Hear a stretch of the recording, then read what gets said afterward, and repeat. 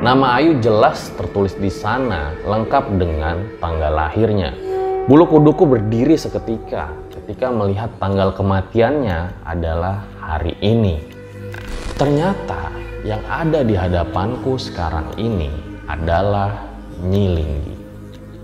Mati, mati, mati.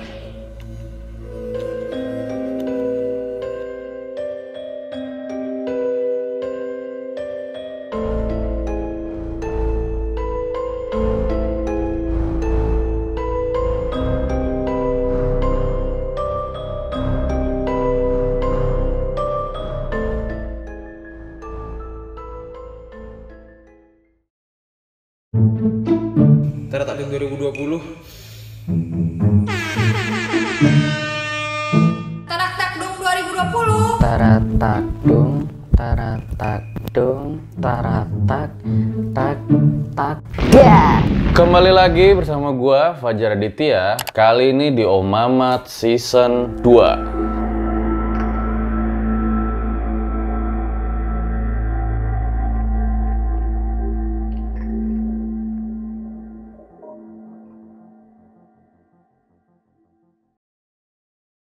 Terima kasih buat kalian yang sudah mengklik video ini. Jadi video ini merupakan lanjutan dari cerita sebelumnya. Teror terhadap dua pendaki di Gunung Ciremai. Dikarenakan memang kesalahan salah satu pendaki membuang kotoran atau sampah yang tidak sepantasnya mengotori sebuah gunung. Oleh karena itu akhirnya mereka berdua mengalami teror. So, langsung saja Taratakdung 2020. Berikut adalah ceritanya. Mari dukung terus channel ini dengan cara subscribe dan juga tekan tombol lonceng di sebelahnya agar kalian mendapatkan notifikasi-notifikasi terbaru dari setiap video kami.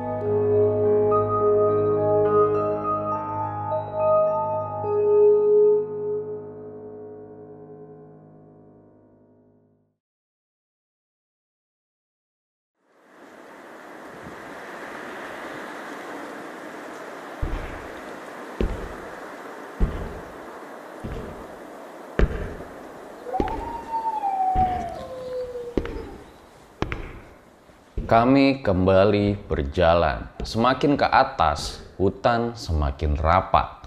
Pohon-pohon terlihat begitu menyeramkan di segala penjuru.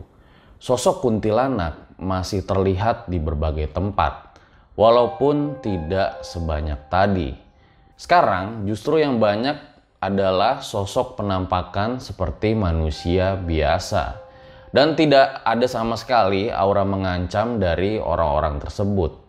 Melainkan yang ada justru aura penderitaan. Sosok itu menyebar di berbagai tempat. Ada yang tiduran di jalur, ada yang di bawah pohon, ada yang menangis di semak-semak. Dan mukanya seperti wajah orang desa biasa. Dan bahkan di suatu tempat aku harus berjalan zigzag agar tidak menginjak orang-orang ini. Aku mengenali tempat ini. Sebentar lagi di atas adalah tempat pertama kali aku dan Ayu mendirikan tenda di malam pertama. Dan benar saja, tidak lama kemudian ada sebuah lahan yang terbuka. Di sana, kulihat ada satu tenda yang berdiri. Dan terdapat juga penanda berwarna kuning di pohon yang bertuliskan kuburan kuda.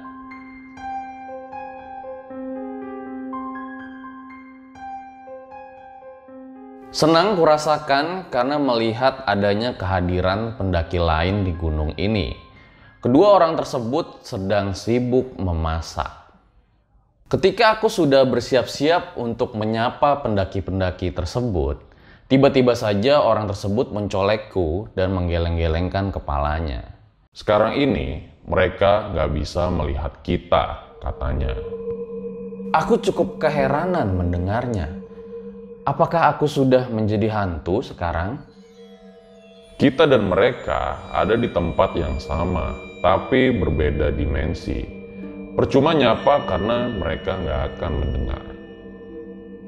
Setelah itu, aku lalu menunjuk kepada hantu berwujud orang desa, untuk meminta penjelasannya kepada Moka. Mereka tadinya orang kampung biasa di kaki gunung. Mereka dibawa ke sini untuk kerja Romusa di zaman Jepang. Disiksa, kelaparan, hingga akhirnya dieksekusi. Dan mayatnya dibuang di sini. Aku cukup iba mendengar masa lalu dari hantu-hantu berwujud orang desa ini. Orang itu kembali mengajakku untuk meneruskan perjalanan. Aku mengangguk lalu mulai melangkah. Ada rasa sedih karena harus berpisah dengan pendaki-pendaki ini. Mereka adalah simbol kehidupan nyata. Sementara aku harus pergi ke kerajaan gaib di Gunung Ciremai. Keceriaan mereka adalah keceriaanku bersama dengan Ayu beberapa malam yang lalu. Semoga saja mereka tidak mengikuti kesalahan kami. Perhatianku teralih oleh suara gemerisik di semak-semak kiri dan kananku. Sesekali terlihat kelebatan sesuatu yang berjalan mengiringi langkah kami. Dan kadang juga terdengar suara nafas yang berat. Aku mencolek orang itu. Bang. Tapi dia hanya menepis tanganku dan mengisyaratkan aku untuk terus berjalan. Tapi memang karena ada rasa takut dan juga keingintahuan, aku terus-terusan mencolek orang itu. Dia yang merasa terganggu akhirnya berhenti. Bawel banget lu sumpah. Sini gue jelasin biar lu diem. Dia menyelipkan rokok di bibirnya, membakarnya, dan menghisapnya dalam-dalam. Nggak pernah ada yang bisa jelasin bentuk kalong wewe. Tadi kan gue bilang, kebanyakan orang yang diculik oleh mereka jarang balik, betul kan? Sebagian ada yang bisa ditolong walau susah, tapi mereka tidak kembali utuh. Sampai di sini, aku mulai kembali gemetar, membayangkan bentuk kalong wewe yang sungguh menjijikan tadi. Kalong wewe itu masih ngikutin kita sampai sekarang. Dia nggak akan ngelepas lu boy, tapi dia juga nggak bisa mendekat. Karena sejak kejadian tadi, kita dijaga di kanan, di kiri, sama makhluk lain. Apaan bang? Harimau. Ternyata ada juga ya makhluk gaib yang baik sama manusia, kataku polos. Mendengarnya, dia hanya tersenyum kecut. Baik bukan pilihan kata yang tepat, boy. Maksudnya gimana, Bang? Jadi gini, ada yang namanya timbal balik. Buat mengganti penjagaan mereka, harus ada sesuatu yang dikorbanin. Well, kira-kira apa maksud perkataan Moka tadi?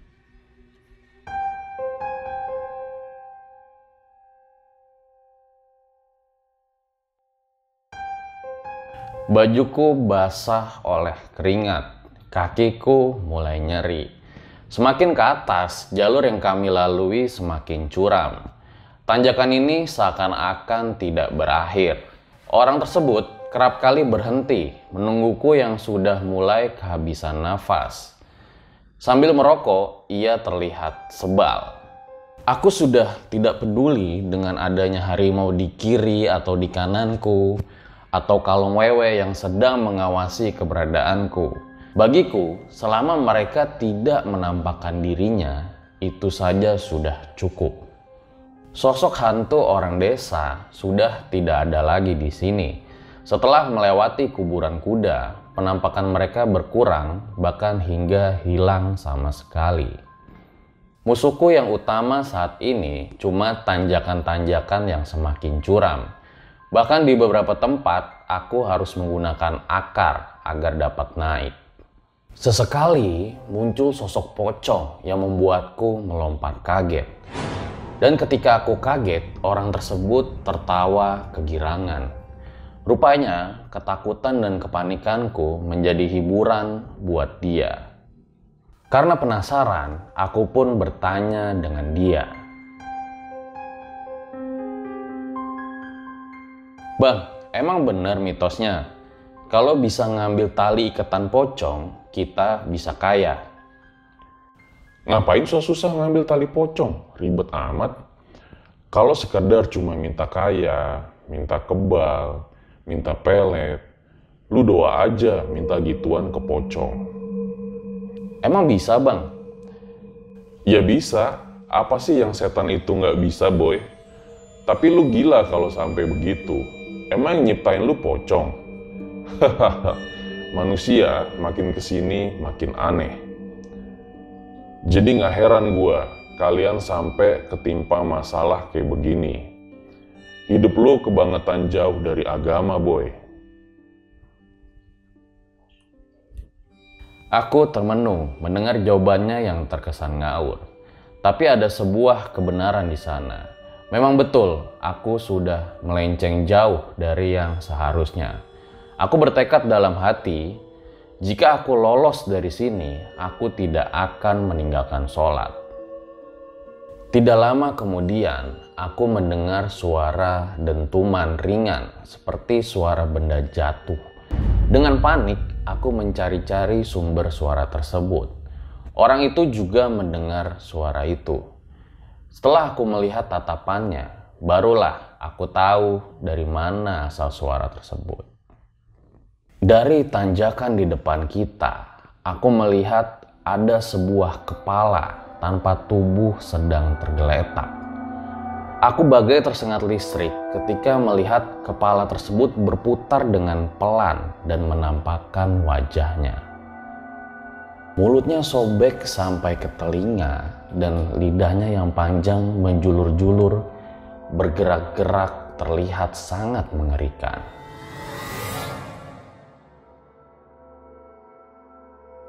Matanya yang tertutup pelan-pelan terbuka, dan di balik kelopak matanya hanya sebuah lubang hitam. Walaupun kosong, tapi terlihat seperti mengancam.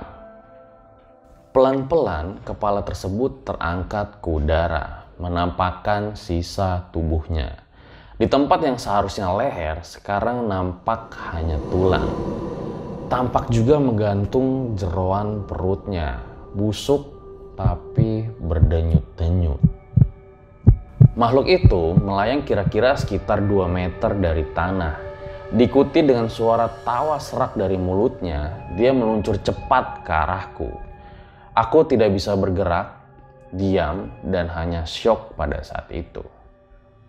Tapi dengan cepat, orang tersebut menangkap makhluk tersebut, membantingnya dan diinjaknya hingga hancur. Aku bergidik melihat kejadian barusan. Seperti tidak terjadi apa-apa, orang tersebut kembali berjalan meninggalkanku. Kakiku sedemikian gemetar hingga membutuhkan waktu beberapa menit untuk kembali berjalan. Dengan berjinjit, aku menghindari sisa-sisa makhluk tersebut. Walaupun sudah hancur, dia masih bisa bergerak dengan lemah. Tapi tiba-tiba saja kakiku tidak bisa bergerak. Tanpa sadar, aku terlalu dekat ke semak-semak dan kakiku tersangkut akar yang mencuat di tanah. Dengan panik aku mencoba melepaskan kakiku, tetapi bukan akar yang kupegang, melainkan sesuatu yang kenyal dan lengket. Aku histeris ketika mengetahui yang memegang kakiku pada saat itu adalah tangan yang putih dan pucat. Beberapa pasang tangan putih lainnya muncul dan menarikku ke semak-semak. Aku berusaha berteriak minta tolong, akan tetapi tenggorokanku seperti tercekak. Aku tidak mampu mengeluarkan suara sedikit pun. Dengan kasar, tubuhku pun ditarik ke dalam semak. Kurasakan sesuatu yang basah dan menempel di telingaku. Kemudian aku mendengar suara berbisik. Mati, mati, mati. Seketika aku tidak sadarkan diri.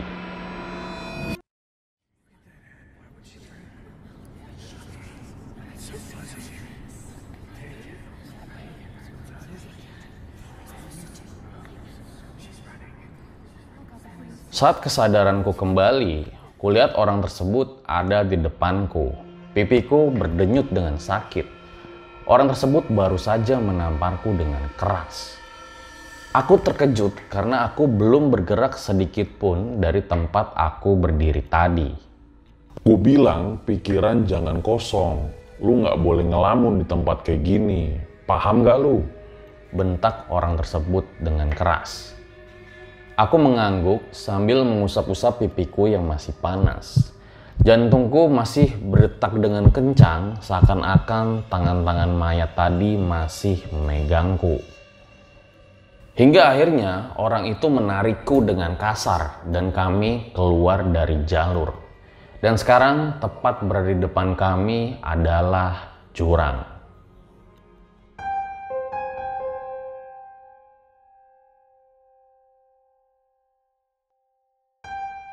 Setelah ia menunjukkan sesuatu di jurang, kami kembali melanjutkan perjalanan. Kurasakan dingin di tubuhku. Tanjakan pada kali ini lebih curam dari sebelumnya.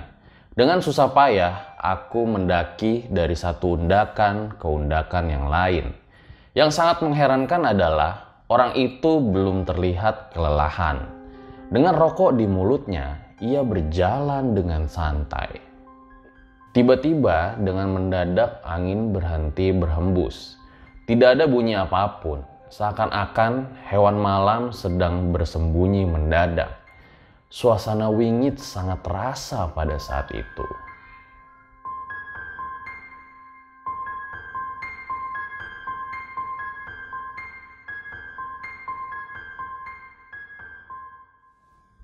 Dari atas tanjakan, kulihat orang itu memberikan aba-aba kepadaku untuk diam tak bergerak. Lalu tidak lama terdengar suara gending gamelan Jawa. Suara itu terdengar mistis. Awalnya suara tersebut terdengar pelan dan jauh, akan tetapi semakin lama suara tersebut semakin mendekat, diiringi dengan wangi bunga kantil yang semakin pekat. Membentang di depanku sekarang bukan lagi tanjakan terjal, melainkan tangga batu. Terdapat kabut tipis di puncak tangga. Gending gamelan tadi terdengar jelas sekarang, sumbernya ada di ujung tangga ini. Tapi aku tidak bisa melihat apapun selain tangga batu ini, karena di sekitarku hanyalah kabut kelabu.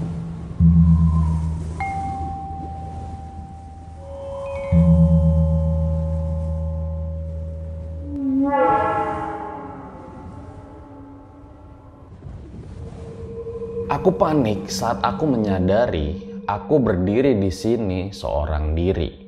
Orang itu tidak ada dimanapun. Tubuhku pun langsung bersimbah keringat dingin. Aku terjatuh di atas lututku. Kakiku yang gemetar terlalu lemah untuk berdiri. Dan bau bunga kantil itu muncul lagi. Aku menyeret tubuhku ke samping karena kakiku sudah benar-benar lemas. Tujuanku secepatnya bersembunyi sebelum pemilik wangi bunga kantil itu muncul. Ternyata yang tertutup dalam kabut adalah hutan. Aku bersembunyi di balik pohon terdekat. Nafasku kembang kempis tak beraturan. Wangi bunga kantil itu semakin pekat. Bulu kuduku berdiri ketika ku beranikan diri mengintip ke arah tangga batu itu. Sesuatu melayang dari tangga bawah, berhenti sebentar di mana titik aku berdiri tadi. Lalu melayang ke atas anak tangga dan hilang di balik kabut.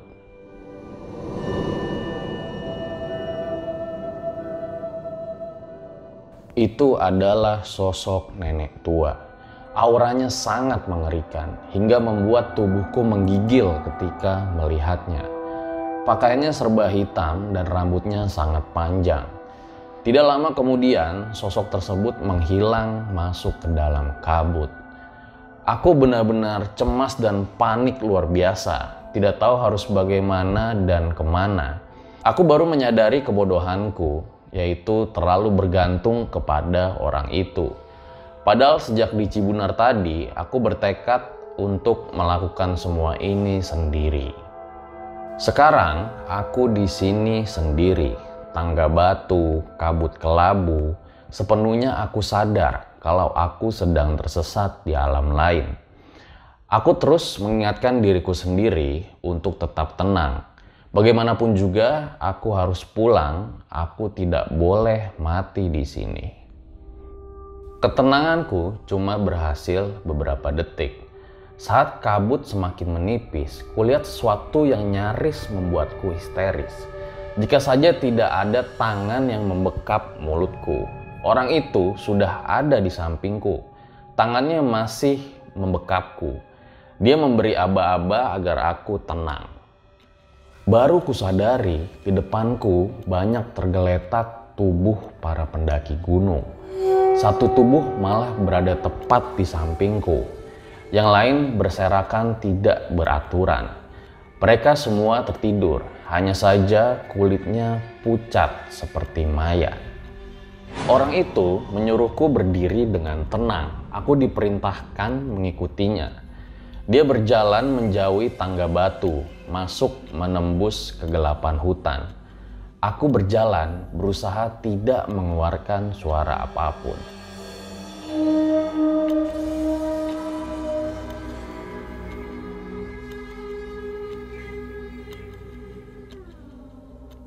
Sampai aku tidak tahan lagi untuk bertanya.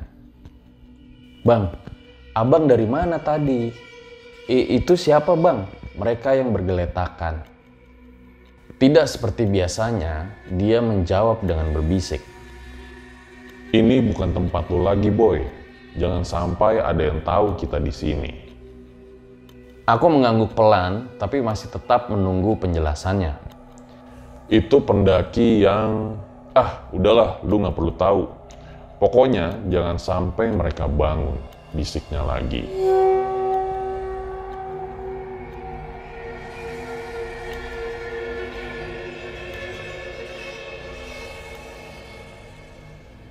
Kami berjalan semakin jauh masuk ke dalam hutan. Aku terkaget ketika dari jauh aku melihat di sebelah kananku ada sebuah bangunan besar. Aku masih terus memperhatikan bangunan besar itu. Ternyata dari sanalah asal suara gending gamelan Jawa. Aku membuang muka, tidak ingin membayangkan makhluk-makhluk apa yang ada dalam bangunan tersebut. Aku kembali fokus ke punggung orang itu dan kembali berjalan. Suasana sangat hening dan mencekam pada saat itu. Tidak ada satupun suara bunyi hewan pada malam ini. Lalu hingga sampailah kita di tepi hutan.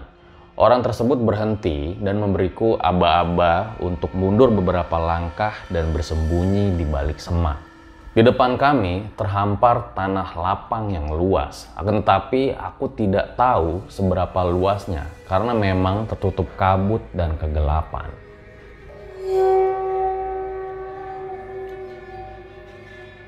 Boy, kita udah sampai.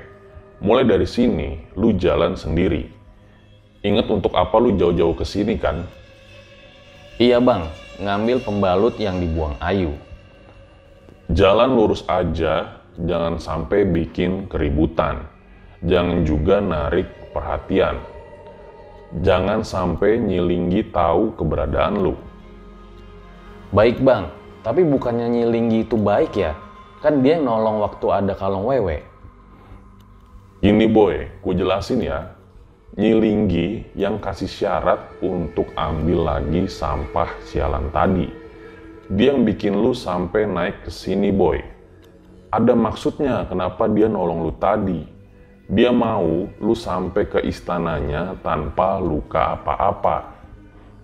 Gimana maksudnya bang? Tanyaku yang masih tidak mengerti.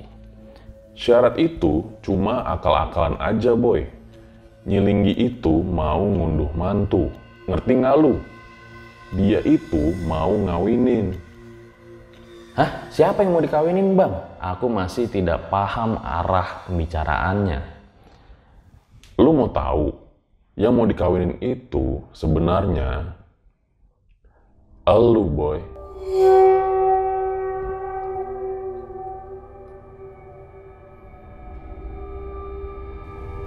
Bagai tersambar petir, aku mendengar jawaban itu. Jadi dengan lugunya aku masuk perangkap. Tubuhku sontak sangat menggigil. Orang itu mengeluarkan rokok dari kantongnya, kemudian membakarnya. Asapnya mengebul dengan tipis. Aku terpana. Bisa-bisanya orang tersebut merokok dengan tenang di saat seperti ini. Lalu kesadaran menghantamku. Aku beranikan diri untuk bertanya kepadanya. Jadi bang, abang nganterin aku ke sini supaya aku dikorbanin. Dia dengan kurang ajar menghembuskan asap rokoknya dan menghembuskan ke wajahku sambil berkata, Gua ada di sini untuk memastikan lu bisa mengambil sampah sialan itu agar temen lu bisa ketolong dan memastikan lu bisa turun dengan selamat. Cuma lo yang bisa nolong temen lu dan cuma gua yang bisa nolong lu, ucap dia dengan tenang. Iya bang, maaf, makasih ya. Aku menyesali keraguanku. Sekarang lu jalan lurus aja ke depan. Nanti kalau udah ketemu sampahnya, langsung lu bungkus kain putih yang tadi lu bawa dan langsung balik ke sini. Aku mengangguk mengerti, lalu dengan mengendap-endap, aku melangkah menuju tanah lapang yang luas ini. Semakin jauh ku melangkah, kabut kelabu ini semakin tebal. Aku terkesiap saat mataku melihat sesuatu di balik kabut di depanku. Dalam diam, aku berhenti lalu berjongkok sambil mataku tetap memandang siluet di dalam kabut itu. Pelan, aku menyeret kakiku bergerak mendekat. Keringat menetes di dahiku. Semakin dekat, bayangan itu mulai terlihat semakin jelas. Nampak seperti gundukan sesuatu. Saat kabut mulai menipis, aku terkejut dengan apa yang kulihat di depanku. Itu adalah sebuah kuburan baru. Nampak dari tanahnya yang masih merah dan gembur. Dan tampak di atasnya seperti pembalut yang kemarin dibuang oleh Ayu. Dan ada darah segar yang terlihat di sana dan bau anyir yang aku cium. Aku sangat syok melihat nama yang tertulis di nisan tersebut. Nama Ayu jelas tertulis di sana lengkap dengan tanggal lahirnya. Bulu kuduku berdiri seketika ketika melihat tanggal kematiannya adalah hari ini. Dengan tangan gemetar, kukeluarkan kain putih yang berada di celanaku dan kuangkat pembalut yang ternyata masih meneteskan darah tersebut untuk kumasukkan ke dalam kain putih itu. Seiring kabut yang semakin menipis, sudut mataku menyadari ada sesuatu yang bergerak-gerak. Aku berteriak histeris dan jatuh terduduk saat kabut menyibakkan tirainya. Nampak sesosok makhluk yang sedang menjilati genangan darah di tempat tadi. Wajahnya penuh dengan darah, lidahnya panjang terjulur. Rambut panjangnya lepek dan matanya menatap lurus ke arahku. Dengan kaki gemetar, aku mundur perlahan, sebisa mungkin tidak membuat gerakan mendadak. Mata makhluk itu masih terus saja menatapku sambil ia mundur perlahan. Tapi ia tetap di sana, walaupun lidahnya sudah berhenti menjilat darah tadi. Lalu, kurasakan sesuatu yang lembut menyentuh punggungku. Aku langsung berhenti dan dengan tegang menengok ke belakang. Tubuhku membeku, berdiri tepat di belakangku dengan rambut terurai panjang hingga ke tanah. Ternyata yang ada di hadapanku sekarang ini adalah Nyi Linggi. Tubuhku menggigil tak terkendali, tidak sedikit pun aku mampu bergeser. Nyi Linggi masih terus menatapku.